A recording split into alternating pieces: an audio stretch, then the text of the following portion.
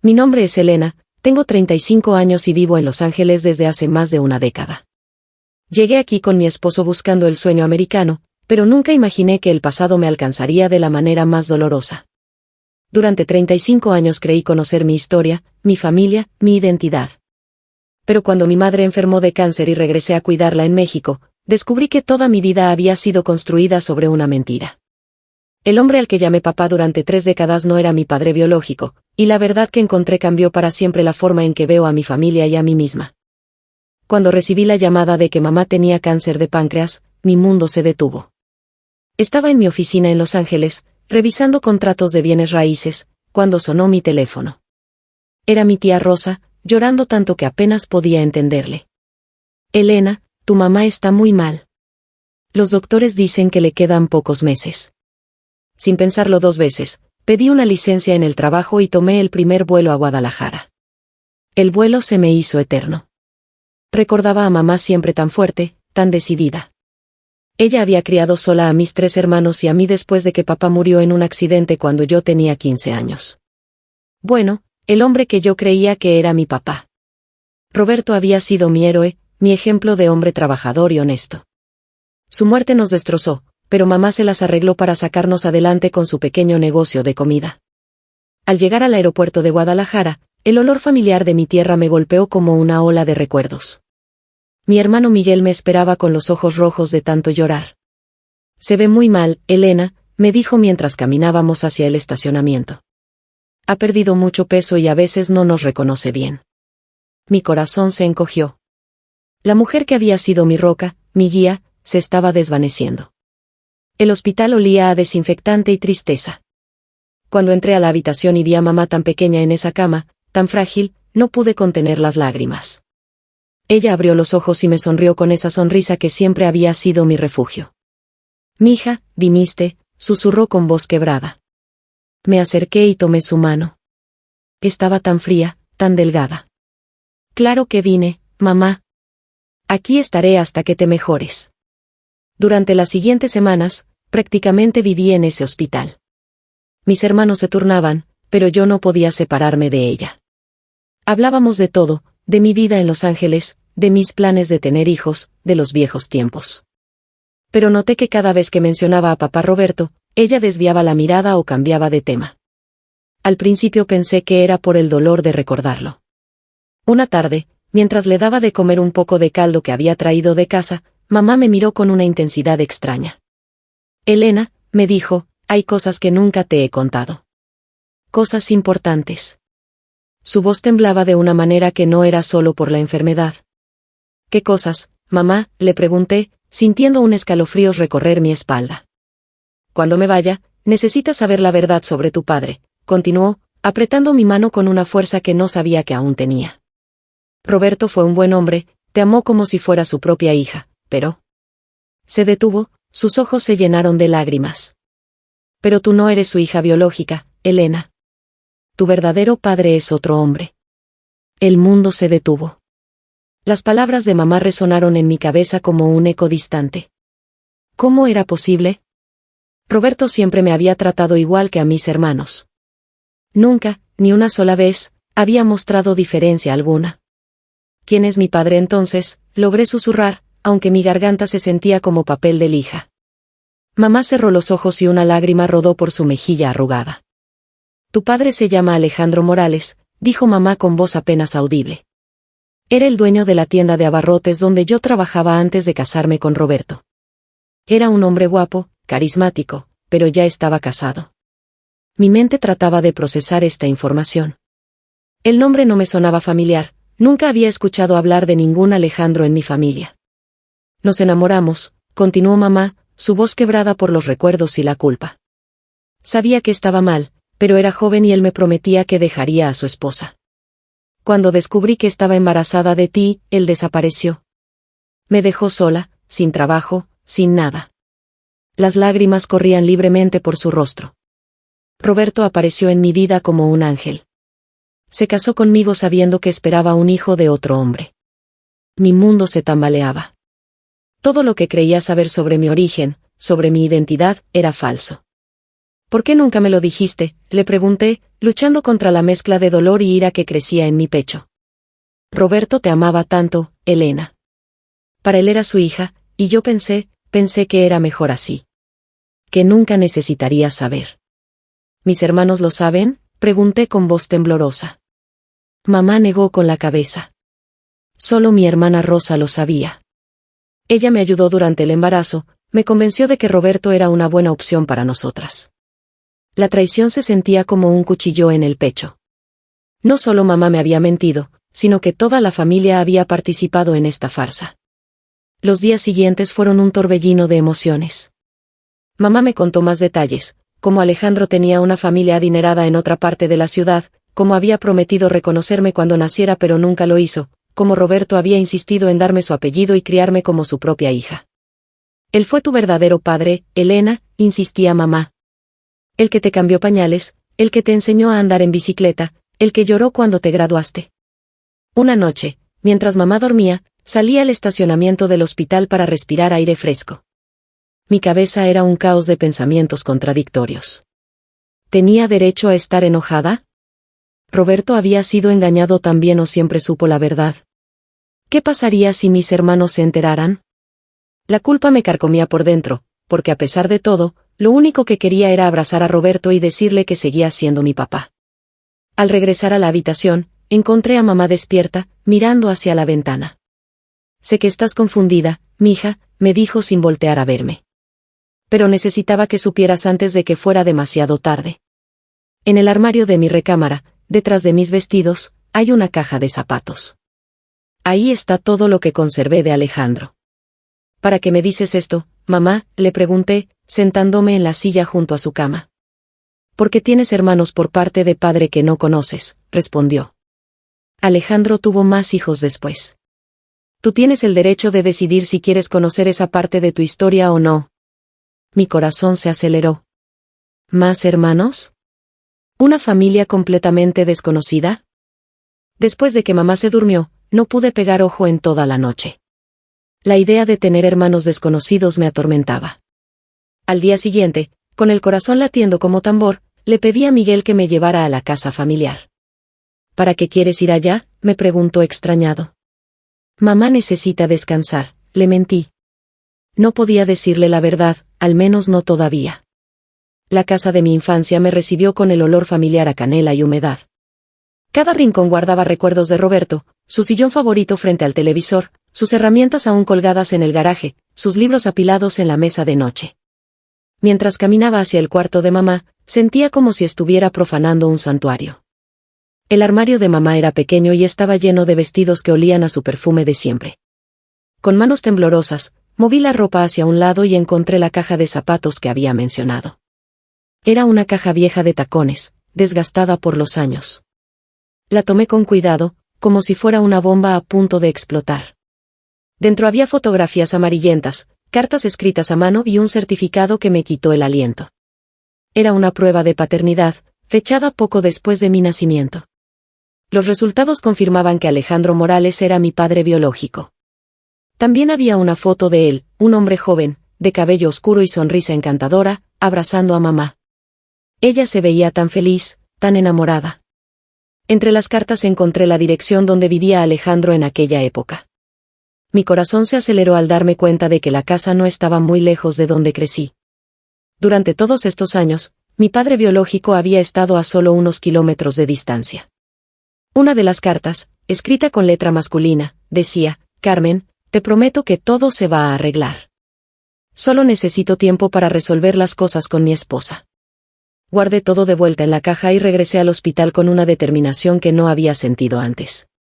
Necesitaba saber más sobre Alejandro, sobre mis posibles hermanos. Cuando llegué, mamá estaba despierta y me miró con ojos interrogantes. ¿Encontraste la caja?, afirmó más que preguntar. Sí, mamá.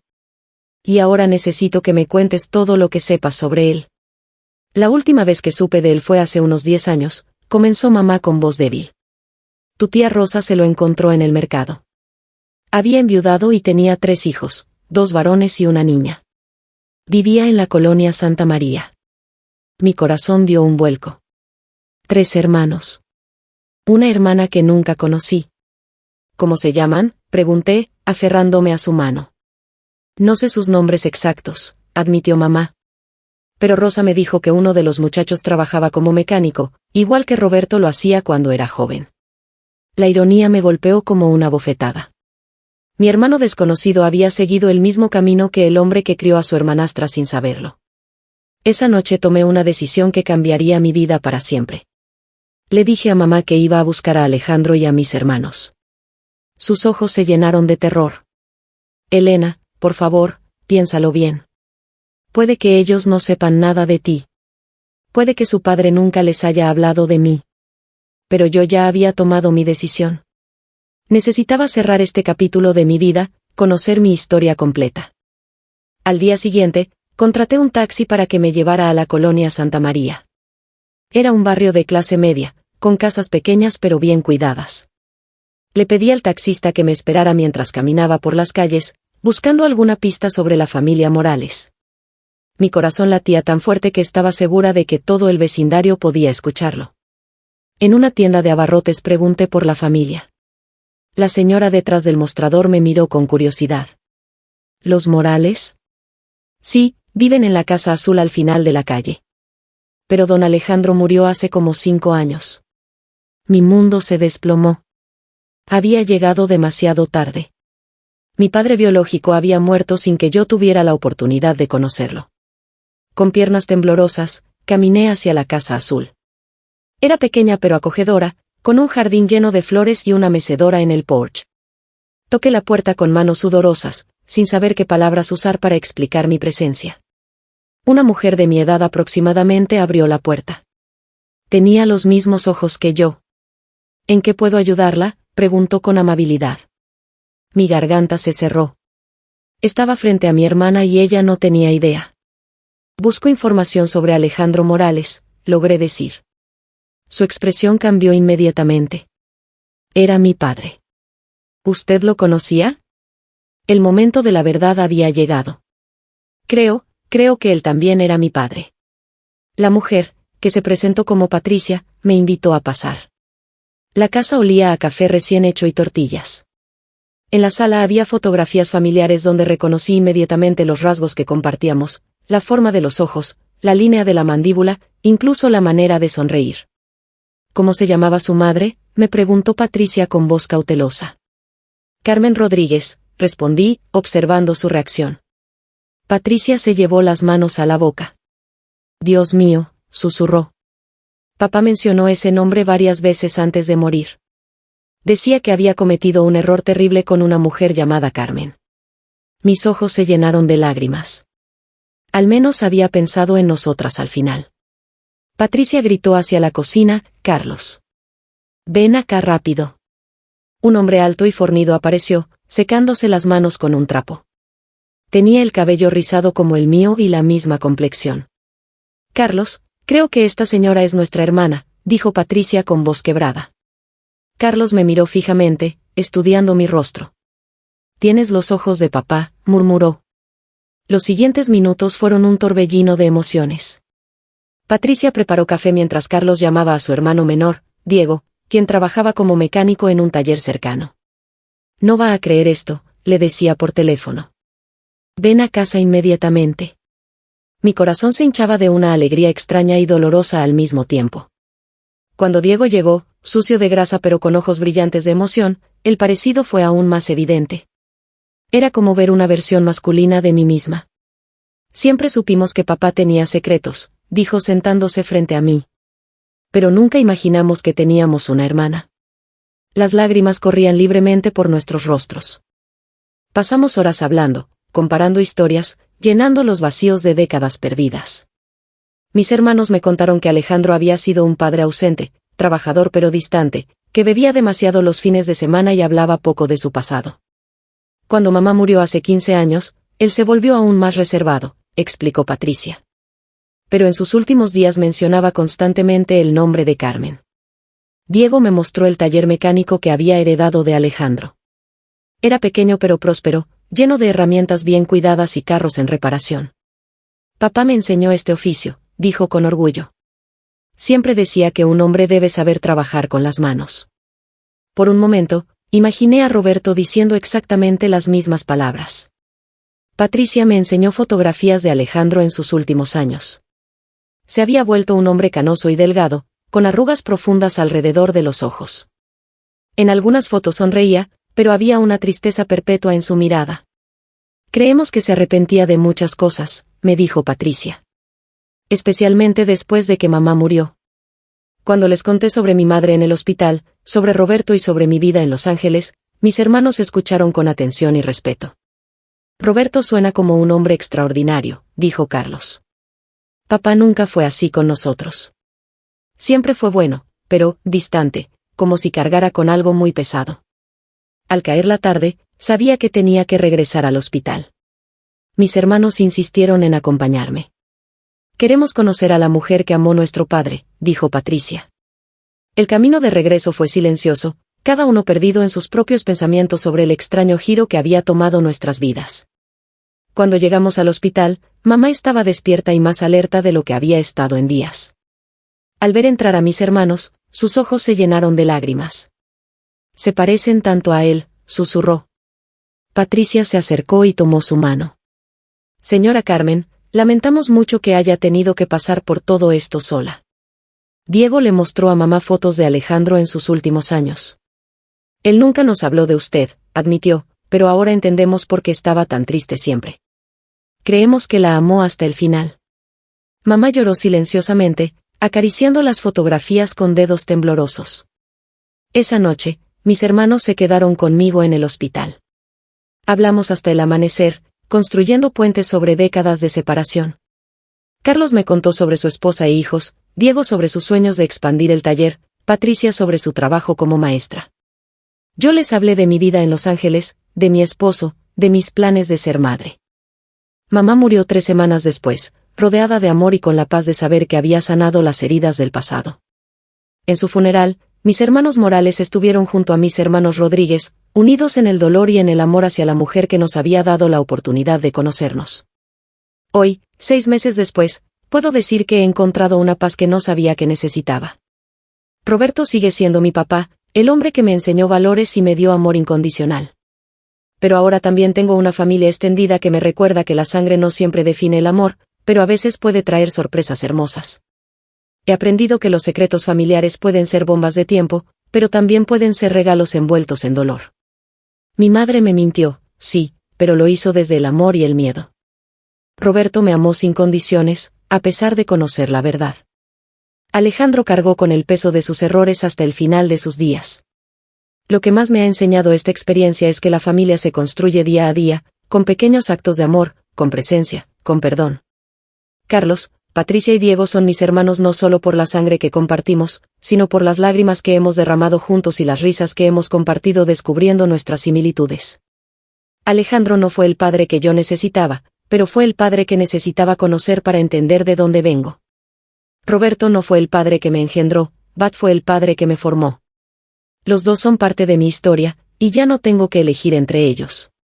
Si hay algo que quiero que entiendan quienes escuchan esta historia es que la verdad siempre encuentra su camino, y que cuando llega, podemos elegir qué hacer con ella. Podemos usarla para destruir o para construir. Yo elegí construir puentes, sanar heridas y expandir mi definición de familia. Hoy vivo en Los Ángeles con mi esposo, pero viajo a México cada 2 meses para ver a mis hermanos. Estamos planeando abrir una sucursal del taller de Diego aquí en California. Patricia viene a visitarme el próximo mes. Hemos creado nuevas tradiciones, nuevos recuerdos, una nueva forma de ser familia. A veces me pregunto qué habría pasado si mamá me hubiera contado la verdad desde pequeña, o si Alejandro hubiera tenido el valor de reconocerme. Pero luego recuerdo que no podemos cambiar el pasado, solo podemos decidir cómo construir el futuro. Mi mensaje para ti, que me escuchas ahora, es simple: no juzgues las decisiones de quienes te aman basándote solo en el resultado. Mi madre me mintió, pero también me protegió. Roberto me crió como suya, aunque no era su obligación. Mis hermanos me aceptaron sin cuestionamientos. Todos hicieron lo mejor que pudieron con las circunstancias que tenían. La familia no se define solo por la sangre o por los secretos que guardamos, sino por la capacidad de perdonar, de aceptar y de seguir amando a pesar de las imperfecciones. Todos tenemos historias complicadas, todos tenemos verdades difíciles de contar. Pero al final, lo que importa es cuánto amor somos capaces de dar y recibir. ¿Tú qué harías si descubrieras que tu vida familiar no es lo que creías? ¿Elegirías el rencor o el perdón? ¿La separación o la unión? Si esta historia te tocó el corazón, compártela con alguien que necesite escuchar que las familias imperfectas también pueden ser familias llenas de amor. Cuéntame en los comentarios si has vivido algo similar, porque todos necesitamos saber que no estamos solos en nuestras historias complicadas. Dale like si crees que el amor puede sanar cualquier herida familiar, y suscríbete para más historias reales que nos recuerdan que, al final, todos estamos tratando de encontrar nuestro lugar en este mundo.